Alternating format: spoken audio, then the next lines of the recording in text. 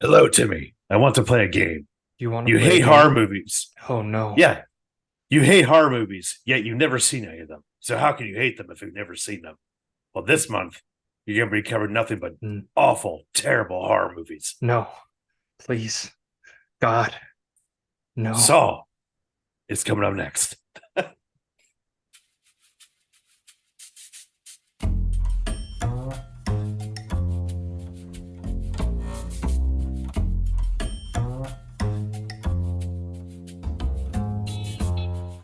Haven't seen it with Tim Sestito and Tommy Tevene.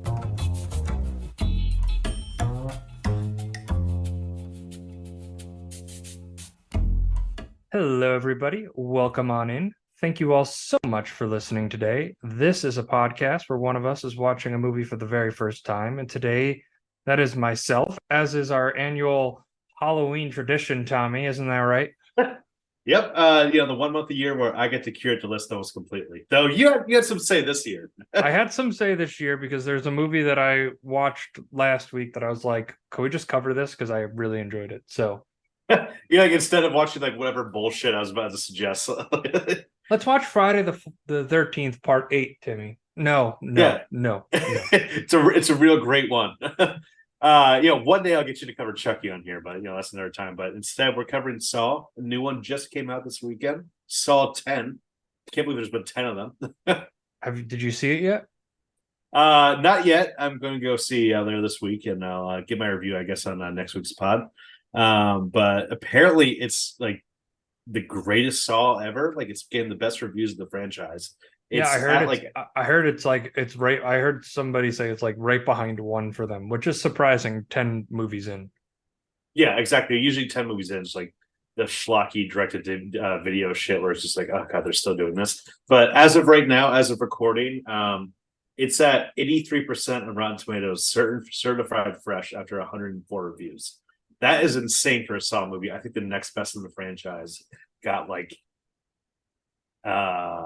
56 or something like that. And Um it's probably the original Saw.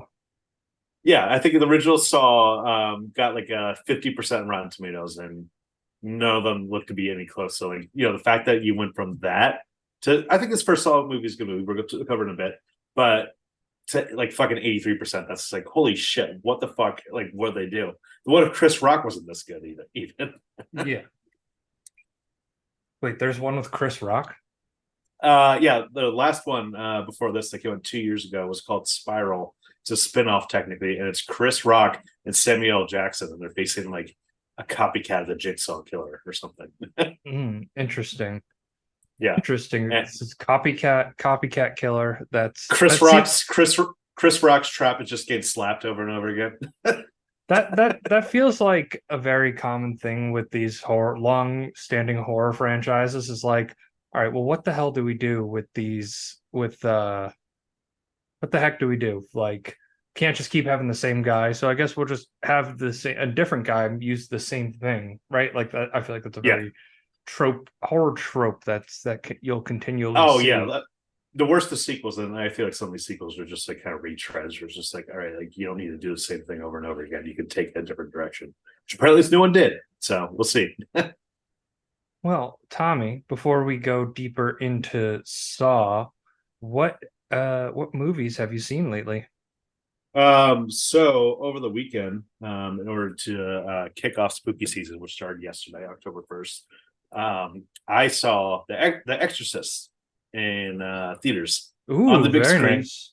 First time ever seen on the big screen, and holy shit, just like the added sound of the movies when you're in like Reagan's like room and stuff like that, and like like all the fucking growls and shit that happens in the movie in the theaters are just so much scarier, and just like you get involved right there. So it was awesome seeing that on the big screen and great way to kick off spooky season. Yeah, I can't imagine that. And then you also saw another movie after that? I saw another movie, wasn't spooky though. Depending on how you feel about David Byrne, but Stop Making Sense, the Talking Heads movie. Second time I saw in theaters, 4K restoration. It was Ooh, me, I our wanted to friend go the see pod it. Will. Yeah, it's me, my friend, our friend the pod Will, and one other dude in the whole theater. So three people, and we just chilled out, fucking loved it. 4K restoration, just still greatest concert movie ever. So Yeah, I've heard that about that the Stop Making Sense. I do want to go see that. This is the beginning of travel season for me, so I am flying all over the country mhm. these next upcoming weeks. So my movie time is limited. It's going to be hard for me to get to the theaters. I kept in the theme of watching when I was flying to New York this past weekend. I kept in the theme of the most recent movie I saw in theaters, which was the Dark Knight. So, and I saw Batman Begins there, so I watched Batman Begins on my flight, and Nice. that's another excellent movie. The Nolan Batman movies is I feel like they sometimes get a bad rap, but they're just great movies. They really are. I don't know why people shit on them. I mean, like I saw Batman Begins in theaters 2 weeks ago.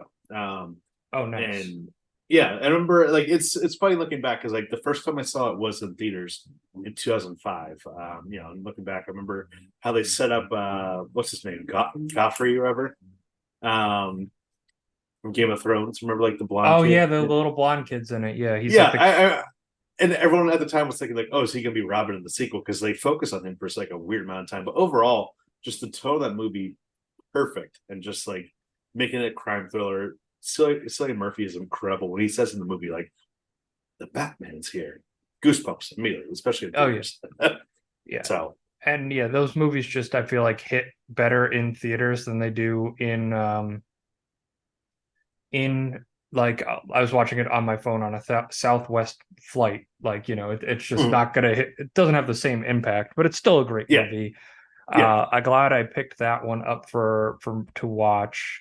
But anyway, this is Saw. Mommy, there's a man in my room. Are you sure he's not just hiding in your imagination? Critics are calling Saw the year's scariest film. Finds ways for his victims to kill themselves. The suspense is breathtaking. He doesn't want us to cut through our chains. He wants us to cut through. Your skin will crawl right off your bones. Oh my God! Saw. There's no such thing as the bad man. Rated R. So that was Saw. Saw was my first time ever encountering the franchise, which I feel like is surprising because this came out in 2004. I was in sixth grade. This Yeah. feels like a group trip to the movie theater kind of movie. But I was Oh I yeah. was just never ever a horror guy. Just never, you just not in my you can saw family's these trailers DNA. probably, and you're like, just fuck this. Like, no, I'm not gonna see this. Pretty much, yeah. That's pretty much exactly what happened. I know this is labeled as a horror, and it definitely has its horror elements, but this was way more of like a mystery thriller. And I assume the way that's Mhm, structured has to do with the budget of this movie.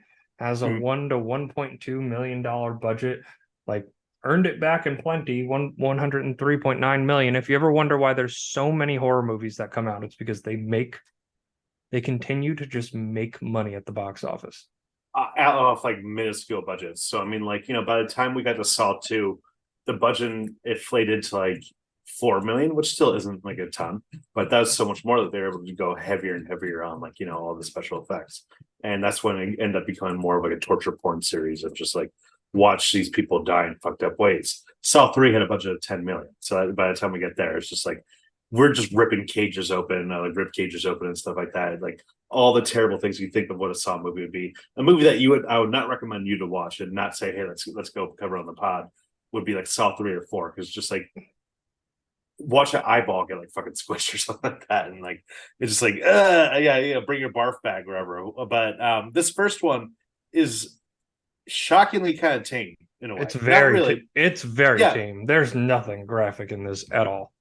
yeah. Like if you've seen like Seven, then you can watch Saw.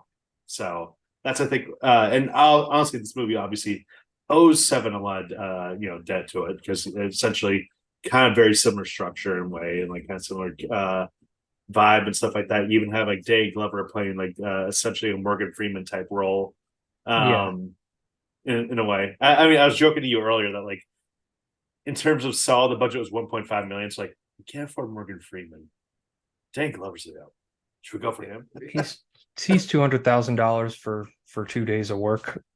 Yeah, exactly. He did end up doing 2 days of work on this movie. Did he It's actually? I hilarious. didn't look that up. I Yeah. just took a guess based off his screen time in the movie.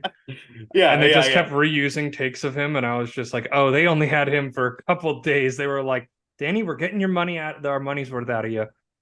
Yeah. And We it getting takes one fine. lethal It weapon, takes fine. guys. It Yeah. has a little bit of that Ed Wood to it, where it's just like, don't you want a second for protection? No, come on, it's fine. Let's move on.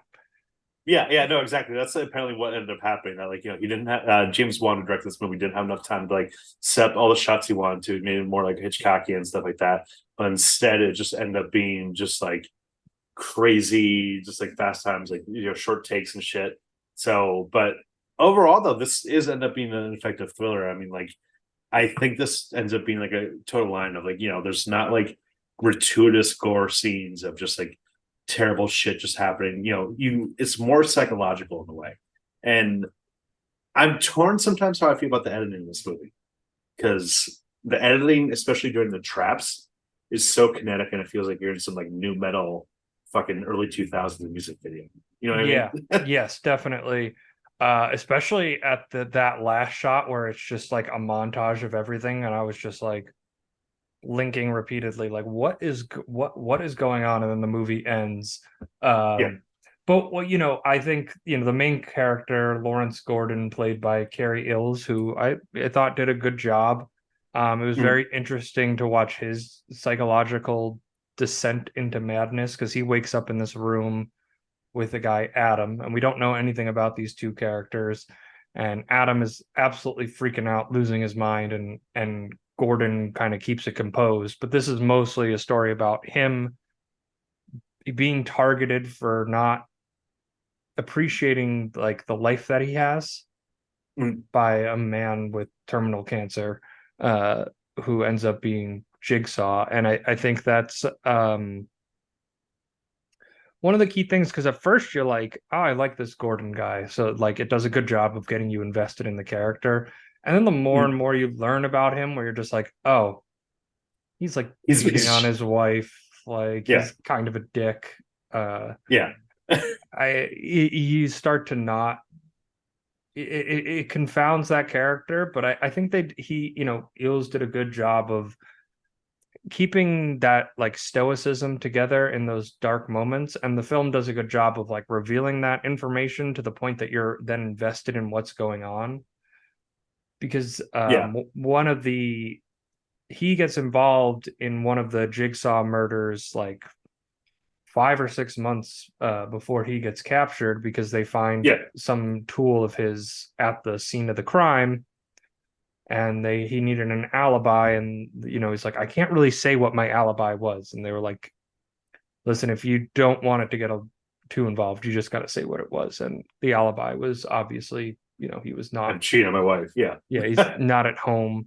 One thing, I mean, his performance in general, I mean, it is funny that this movie, the two leads, like him and Lee Winnell, who wrote this movie, and have gone on to direct Invisible Man, but they're both doing American accents here, and for the most part, I think it works, and I don't really feel the cracks in like Cary Elwes' American accent, like at all. I didn't even know they weren't American, so I didn't really feel that. I felt like, well, like in The Princess Bride, that's his like natural accent, I feel like. Oh, okay, that's where he was from. Okay, yes. Yeah. Well, he had a very it was like very like Atlantic accent, like not really defined to one region, like very kind of almost classical Hollywood accent. Yeah. In that way it ended up working, but like his performance I thought was good. I mean, like, I think that one thing about this movie, that for its reputation of being like, trap heavy and shit like that, the scariest parts of this movie, or like the most effective for me, were the moments that didn't involve the traps, and instead involved like, the moments of like his daughter that we saw in the trailer right there. Like, there's someone in my closet right now, and just that alone, that's like, horrifying. Like, exactly, absolutely horrifying. And it is that kind of mystery element of like, who is the person behind this? Because it leads you to believe pretty much all the way until the last minute of the movie that it's Zep, this we see him in one scene. He's an oratory at the hospital, and he was he made a comment about who the patient was, like while Dr. Lawrence was kind of just talking about this man's conditions or whatever. And you're like, wow, so he really like possessed. But it turns out Jigsaw had poisoned him and made him, you know, have to either kill Lawrence or kill his wife and his kids. So, as someone that didn't see this movie, were you even aware of like this is a movie with a twist ending, like at all? No, not a clue.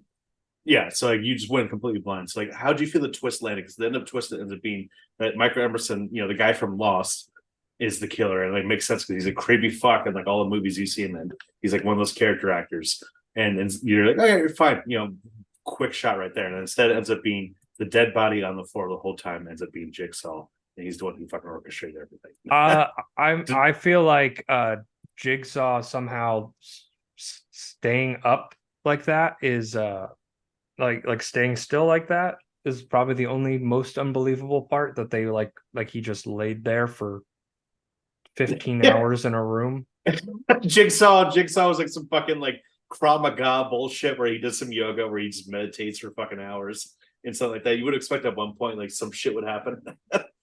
Oh yeah, that was what was kind of wild to me, was that he like you just wait, you see with the flooding at the beginning of the scene, like him drowning, then he wakes up and he looks over at the at the you just see a body with the brain exploded on the floor once the lights get hit up, and you have no idea what's going on. You're just in this room. Like for me, because like I wasn't aware that this didn't follow like the conventional horror structure of like you get the background of these people for 15 minutes, whatever, like the 2 or 3 people that are going to be the victims, they all get together, invited into a trap room, right? The doors lock.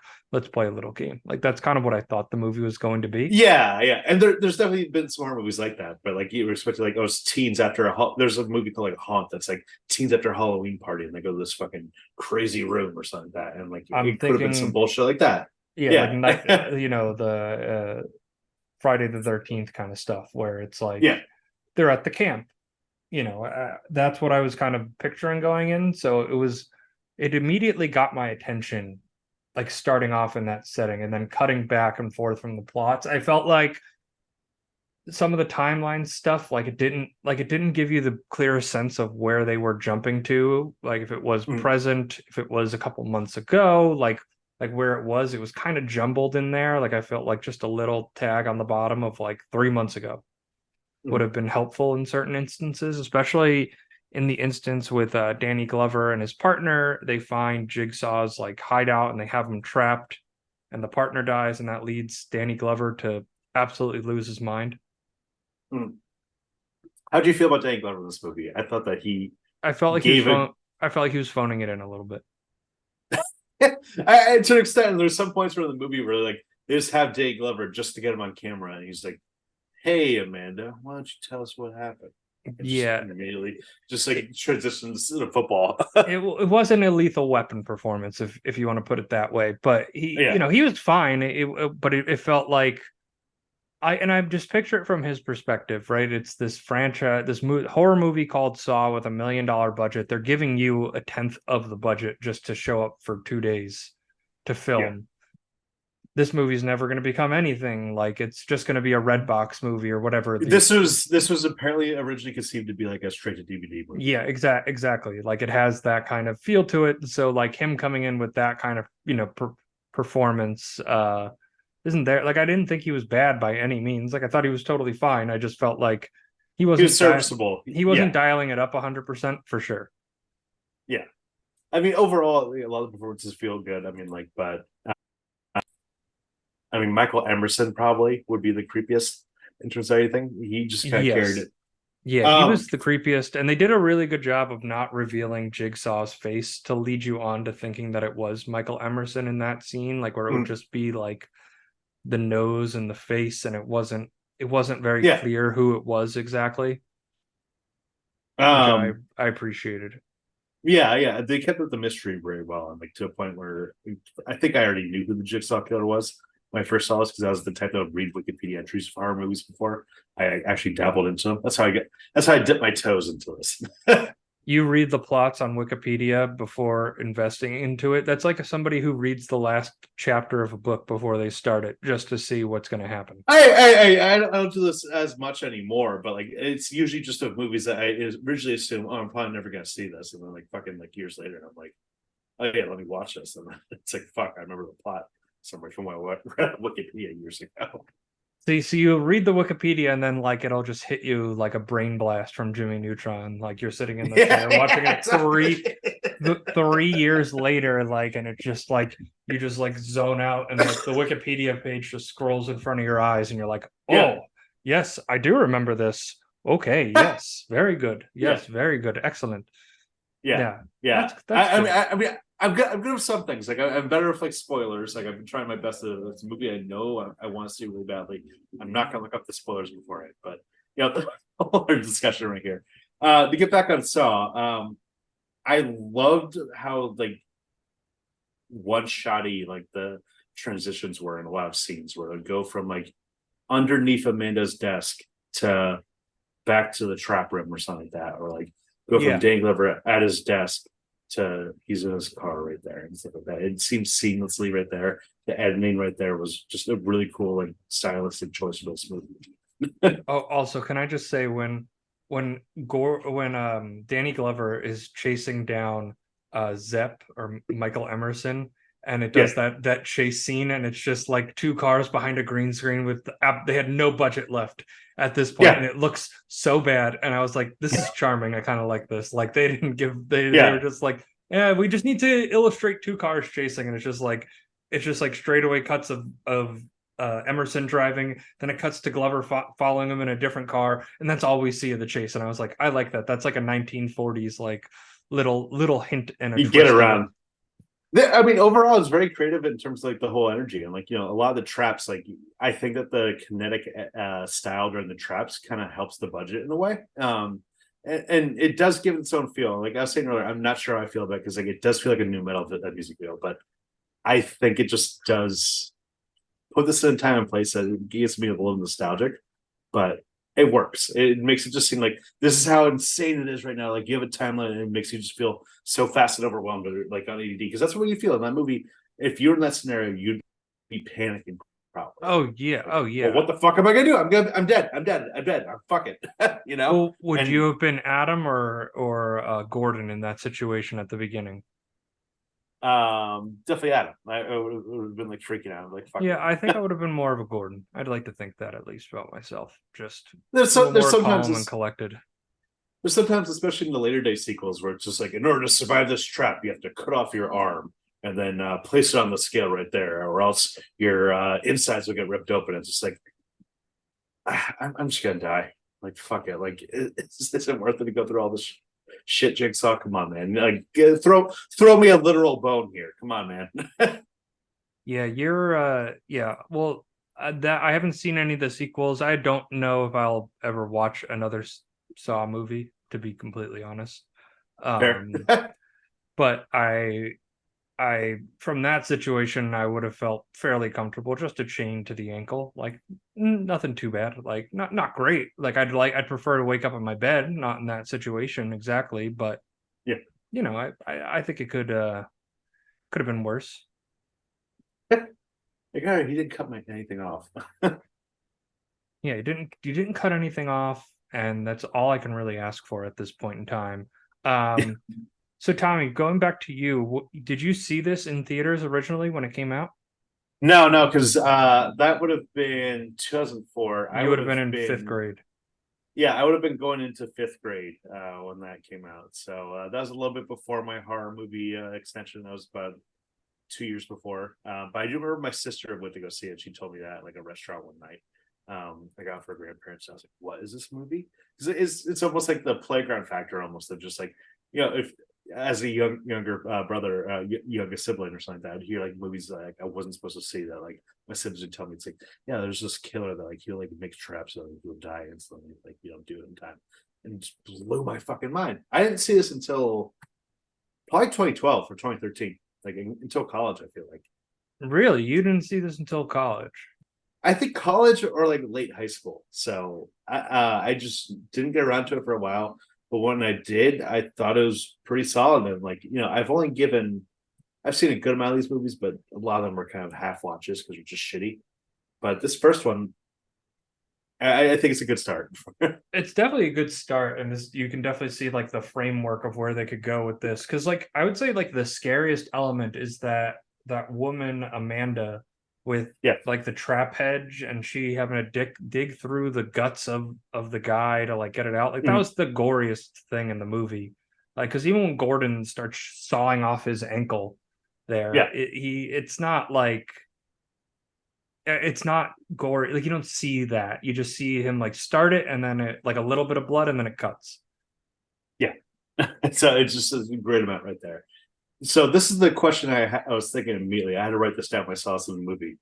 So you're Adam Lee Manuel, and fucking Cary Elwes finds a cigarette in this fucking random cellar dungeon that you're in, tosses it to you, and lands on the floor. Do you smoke that cigarette? I don't smoke cigarettes, so no. Oh yeah, well, there you go. But I mean, like immediately, even if I was a cigarette smoker, I'd be like, "Do I really need it that badly? Like, I'm probably gonna get fucking like the diseases off that fucking floor." Yeah, what floor? Like, look at where you are, and you're gonna pick something that's been on the floor. Like, there's disgusting.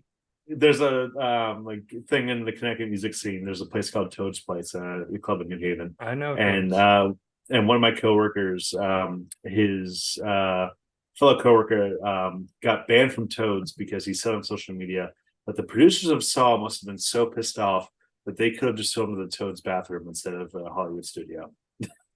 Yeah, listen, I have seen the what was it called? Not Darby's. It was like O'Gill's or something like that. We had a place that was like the bathroom. I remember vividly a girl walking into the men's room and just letting it go on the floor. It was one of those kind of bathrooms, you know. It was shit happened. Nobody should ever step foot in that room. Like just hold it. Do not even think about using the restroom at a college bar or a college music venue, because the things that go on in there are revolting to their core. It's like porta potty bad. Like I'd rather have gone in a porta potty than in those bathrooms. God. Yeah, and that itself. So I mean, like, thankfully they didn't get into that in the Saw movies. I don't think they do it at all. So, but still, that would be horrifying. I wouldn't keep my cool. I wouldn't be calm, cool, and collected if I woke up in a porta potty.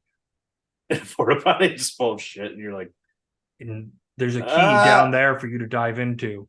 We're giving them ideas. They're gonna do this in yeah. You have to go into the bathroom and train spotting, and you have to do it yourself. Except it's gross. There's no fantastical element in this. This is actually just you crawling through shit. Yeah, that is that would be pretty that would be Saw inspired. Like I could 100% see it, but that would be fully revolting, like to like my core. Yeah. That's the other stuff. I mean, apparently this new Saw movie, they're giving out barf bags for people in case they get a little too sick. Oh, so you're just excited. You must be rearing to go. I can't wait. Someone saw Terrifier too. So that's like just so up your alley, Tommy. I love that you like these disgusting horror movies that just make me want to crawl out of my skin. I am a star. I'm a star, I'm a star, I'm a star.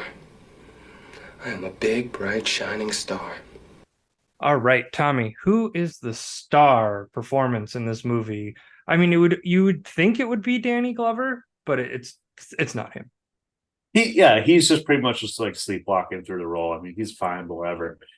Cary Elwes is a good performer in this movie, but I wouldn't give it to him. I would give it to Michael Emerson because I think that he just gives so much menace and creepiness to this movie that like he is not even the main killer of this movie. I mean, like Jigsaw, we get to see him in the sequels, and it's a good performance by Tone Bell.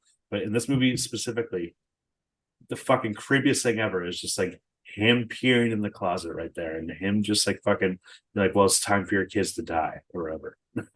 And he just gave a lot of just menace and unsettlingness in this movie.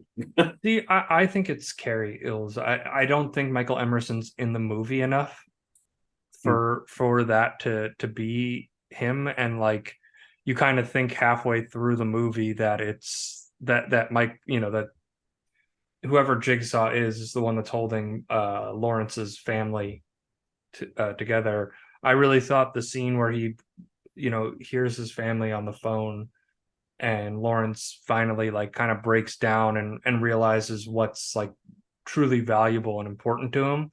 I felt like that scene, like that breakdown was like a very good performance. And I felt like that was the scene that made it him the star of the movie. I think you would be right if Michael Emerson was in the movie more. I just don't think he was in it enough for him to have that distinguished title. And it's not like it's Anthony Hopkins in Silence of the Lambs. Well, yeah, that's fair. It's not as great as there, but like I feel like just he does stick with me in this movie a little bit. So, and it's almost a shame that he was killed off in the first movie because it would have been cool to see him just like, keep on going on or be a recurring antagonist because he plays a good creep. So Tobin Bell plays Jigsaw. How many of them is he in? He is in every single Saw movie except for the Chris Rock spinoff. Okay, interesting. Because you said that was supposed to be a copycat a copycat killer. Yeah. So instead, I mean, spoiler for Saw 3, I doubt you fucking give a shit. Jigsaw, the character, dies in Saw 3. So in Saw 4 through like 8, he'll just appear in flashbacks and just be like, fuck it, like whatever, like we're just gonna flashback to Tobin Bell because like this is the franchise at this point. And apparently Saw 10 takes place in between Saw 1 and Saw 2. No way, just to be like, let's bring fucking back Tobin Bell so we can get him in the fucking movie again. Yeah, well, I'm looking at, they cranked these things out. Saw 2004, Saw 2 2005. It was a year. It was yearly. It was a yearly franchise. Holy cow! Yeah, no wonder why they were just awful. Right? Yeah, exactly. Because at that point it was like whatever. But I mean, like this new Saw was the first one in 2 years. I mean, Chris Rock one. I think it's similar people, but still, apparently they focus on Jigsaw a lot more and Tobin Bell, and he is just a great horror icon at this point, especially people in that community just fucking love him. Yeah, I was surprised how little he's like the puppets in the movie because he's like obviously the most iconic fixture of the film itself. Mm-hmm. Like he's still creepy. I mean, he's still creepy, but he's in it for like the puppet's in it for 3 minutes. Yeah, he's only in it like a few scenes, and just every time. I mean, they definitely up the ante of that, as you can imagine with most sequels, where they just explode it and just beat the idea to death. But this is more restrained in a way, which feels weird to say in a franchise like Saw. Did this get you more excited for Saw 10, like diving back into the franchise? Yeah, I think so. I don't know if I'm going to do a full deep dive. I still haven't seen all the movies. I mean, I still see 5 through 7, which apparently are all bad. Yeah, exactly. Still need to see is the real fucking qualifier right there. Yeah, but I feel like this is not your franchise compared to like some, like I know you're Friday the 13th, like you absolutely adore that franchise, like A Nightmare on Elm Street. Because a lot of those 80s franchises are like just fun. They're not great movies, but it's just still like, oh, like it's a good movie to watch over beers. Like I don't feel like, let me throw on Saw 4 where I'm gonna watch some movie with women like slowly freeze to death and like cry out for help. Like, yeah, it's a good time for the boys right there. Just the boys hanging out watching a woman get tortured. No big deal. Like just exactly what you want to do on a Saturday night. Yeah, I feel that. I mean, that's just why I'm more of a like, oh, the boys are hanging out. Let's put on like a comedy or something, we can, or a cool action movie. That's kind of my scene. Yeah. But you're like with the Friday the 13th. One day, Tommy, I will let me watch one of the Friday the 13th movies just for you. One day. Yeah. One day. We'll figure out Tommy's choice. It'll be a Tommy's choice for sure. If you see us do a video on Friday the 13th, I did not pick it. I can tell you that much. If my birthday falls on a Thursday ever, we'll release our episodes. All right, fine. I will give you that as a birthday present, Tommy. Which that is in 2025. So all right, we got a couple of years. Are you ready, comedy partner? Waka waka. Now, Tommy, would Saw work as a Muppet adaptation? I mean, we're almost there. We had Billy the fucking puppet right there. I mean, just create him with Muppets and just instead like Kermit the Frog. Your felt is gonna explode if you don't take this bear trap off. And just see all the felt and just like you can make it more gory right there. Yeah. Muppets right there. It's like funny. Yeah, you can make it very, very slapstick. I think it loses the tone of the movie though. That kind of like Oh yeah. They wouldn't want it to be that way. I mean, like, there's that bit in I think Muppet Treasure Island where like Gonzo's put on one of those like medieval stretchers things right there, and Yeah. his limbs are so fucking long that he's like, "Oh, this is a great stretch, guys. Thank you. I haven't had a stretch like this in forever." So it's be like shit, like we're like the traps. Yeah, you would just like, make beneficial. the traps are jokes. The traps would just have to be jokes instead. But yeah, you could definitely see like a Muppet horror movie, quote unquote, and just make it all gaggy, right? Because you could just follow the tone of like a Scooby Doo or something like that. Yeah, exactly. Like Jigsaw's like, "Oh, this trap was supposed to be better." Yeah, and they could be like, "Yeah, Billy joins the Muppets, the puppet."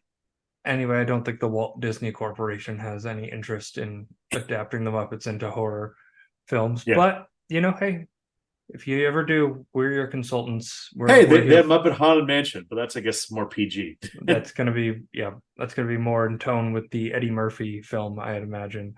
Review time, Tommy. Give me your score out of 5. So I think it's a tight little thriller, but it's definitely derivative of movies like Seven. I mean, Dan Glover, while it's great to see him, isn't doing the best performance, and I don't know how I feel about the editing, but overall, this movie still works on a level, and I think that this is a great little start. I'm gonna go 3.5 out of 5. I think this is a fun movie. Glad to rewatch it, but overall, some things it could have been better. Yeah, I listen. I went into this kind of being like, if this is the gory muckfest that I thought it was, I was going to have some very scathing words for you, Tommy. But it was not that. It was a nice little thriller. I enjoyed it. It was. It didn't scare me though, really. I feel like I do. It's more of a movie when you hear about it. Yeah, like it definitely has that playground. The idea of the playground effect on it, which definitely like helps a movie like this, or in the hallways of a high school, right?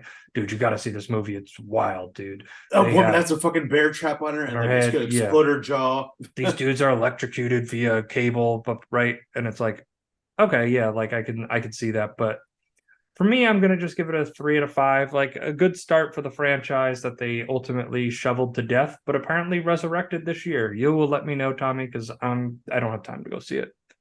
Unfortunately, I wish I did, but that's not the world we live in. 3 out of 5 for me. 3.5 out of 5 for Tommy. Feel like we're in the same boat with this one. Yeah. Next episode's gonna be a movie, Cary, which I'm very excited to cover. It'll be a very fun one. I haven't watched it in a year, but I do have a poster of it. I mean, we're not a video podcast, but poster in the background. Great movie, Stephen King's first novel and his first movie adaptation. Brian De Palma. So yeah, right and there. you can definitely feel his direction, his camera movement in that. Oh yeah. But Tommy, do you have any final thoughts for us before we retire the podcast for the week? All right. Well, did you like your game, Timmy? I did. All right, good. This was a fun episode. Yeah, it's a fun little game. Well, anyways, thank you guys so much for listening. You can follow us on social media. That's on at CNET Pod. It's on Twitter, Instagram, TikTok, and of course, the real game, Threads. So. No, I haven't heard. Ting shaking his head. You're the only person I know who still talks about it. Exactly at this point. But also, leave us a 5-star review, Apple, Spotify, wherever you get your podcast. Really helps us out. And like we said, we're covering Cary next week, and we're ending up the month with Psycho. Back to Hitchcock. We took a little back to Hitchcock. We missed some Hitchcock, but we're diving back into the Hitchcock. I was like, I've never seen Psycho, because you giving me a list. I'm like, Psycho? You're like, yeah, we're doing Psycho 100%. And even our friend Will was like, you sent over like your letterbox, like most watch directors this year, and had like Tim Burton. And Will was like, Wow, Tommy, you've watched a lot of movies made before the 80s. I'm very impressed. I'm like, yeah, it's almost all completely because of the podcast. I mean, I have like my letterbox so far says my most watched director is like Hitchcock is tied up there, and I was like, that's exclusive because we try to cover him on the pod. But you can't say you weren't happy that we covered. No, Hitchcock, 'cause I did like the majority of those movies, and others I need to give another shot. Yeah, we'll I think we'll get back on the train of watching more Hitchcocks, but thank you all so much for listening. We will see you next week.